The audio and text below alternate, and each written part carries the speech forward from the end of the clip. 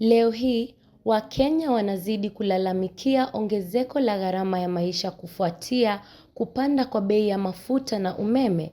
Mamlaka ya kudhibiti kawi na petroli, EPRA, imetaja kuyumba kwa soko la kimataifa kuwa sababu kuu ya hali hii. Kuongezeka kwa hiyo mafuta ni jambo la kuhuzunisha sana.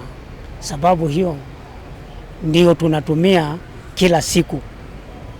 Na ningetaka badala ya kuongeza hata wangeteremsha. Hali hiyo imezua maandamano katika miji mikuu kama Nairobi, Mombasa na Kisumu, ambapo wananchi wamejitokeza kwa wingi wakishinikiza serikali ichukue hatua.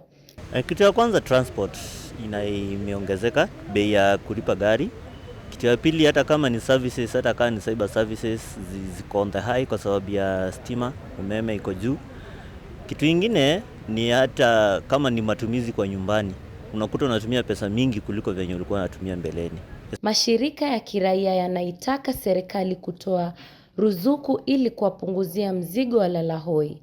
Wakiendelea kulia hali ni ngumu, wengi wanahoji iwapo uongozi wa sasa unatekeleza majukumu yake ya kuzingatia maslahi ya mwananchi wa kawaida.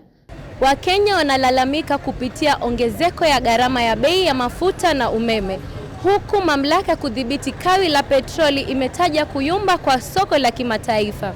Nikiripotia runinga ya TAS, mji wa Thika, kaunti ya Kiambu, langu jina ni Sara Mtawali.